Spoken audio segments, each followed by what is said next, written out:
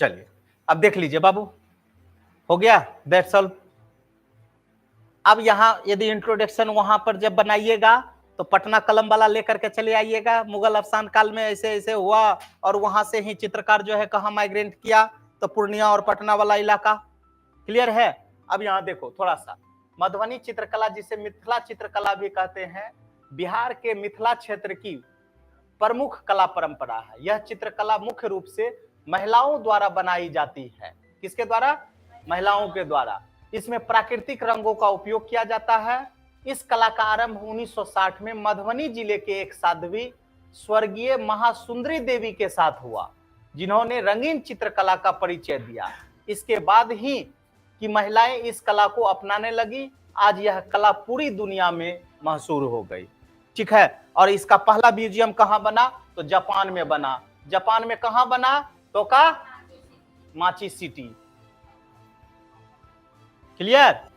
Japan का राजधानी कोबी। जापान का मुद्रा, ठीक है। जापान किस नदी के किनारे है? समुद्र किनारे है। देख रहा है ना विनोद? जापान में क्या गो द्वीप है? जापान में क्या गो द्वीप है? बहुत द्वीप है, उसमें 4 द्वीप है। 1 द्वीप, 2 द्वीप, 3 द्वीप, 4 द्वीप। ठीक है ना? हाय हाय शर्म कर, ठीक है ना? होकोडू, होन्सू, ठीक है, क्योंसू और सिकोकू।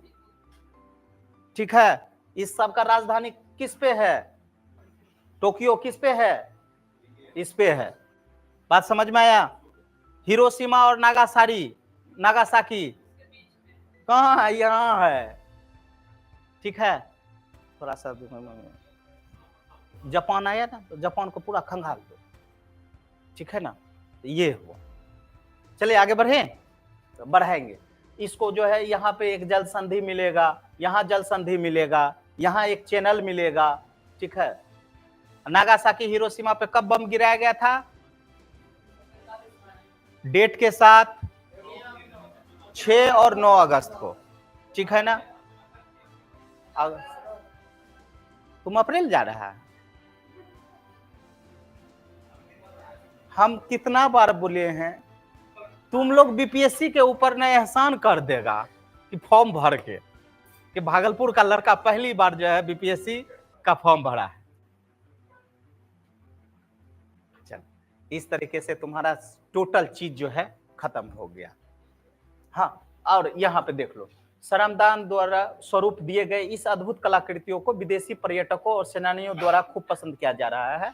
मधुबनी चित्रकला की विशेषताओं की यह बात है कि इसमें लकड़ी के टुकड़ों पर बनाए जाते हैं। मुख्य रूप से खुदाई की जाने वाले रंगों में सामंजस्य लाल, हरा, नीला और काला होते हैं, और इस कला की विशेषता प्रदान करता है। ठीक है? इसको भी लिख लो। तो कहीं पर भी तुमको मधुबनी आ गया, अब तुम्हारा जो है मेंस के लिए तुम क्लियर है।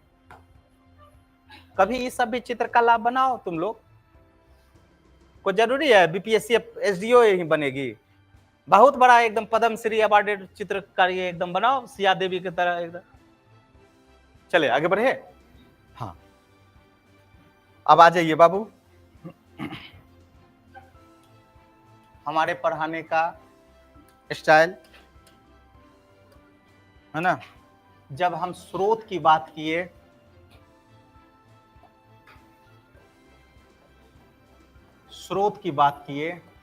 ठीक है, तो इस स्रोत को हम लोग 2 भागों में डिवाइडिंग किए। एक पुरातत्व, ठीक है, और दूसरा साहित्यिक। ठीक है? साहित्यिक। पुरातत्व में हम लोग किसको किसको देखे? अभिलेख देखे, मुद्रा देखे, स्थापत्य कला देखे।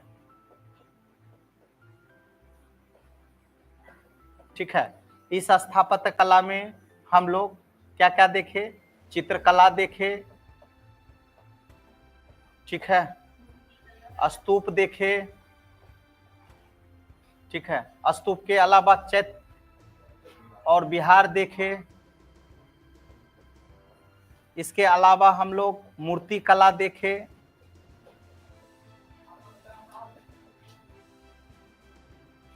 फिर वो लड़का कहाँ रहता है समझो, ठीक है। मूर्ति कला, और उसके बाद हम लोग मंदिर, इतना ये चीज जो है वेरी वेरी इंपॉर्टेंट है। किसके लिए? मेंस के लिए। और बाकायदा आपको प्रीलिम्स के लिए भी यहाँ से प्रश्न बहुत सारे आजकल पूछ रहे हैं, ठीक है।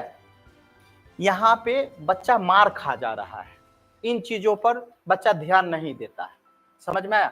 यदि 2-3 क्वेश्चन भी आ गया प्रीलिम्स में तो ये आपको लीड बना देगा, समझ में आया, क्लियर है। तो यहाँ तक तुम्हारा जो है कंप्लीट हो गया, ठीक।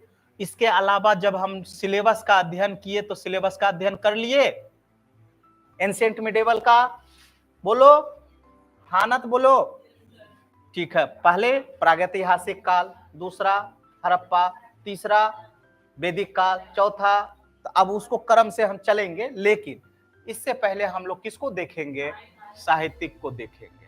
अब हमारा जो नेक्स्ट होगा वो साहित्यिक होगा, और साहित्यिक के बाद जो है उसके बाद आपको जो नोट्स दिया गया है उस नोट्स को लाल हरा पीला करवाएंगे और याद करवाएंगे। बात समझ में आया?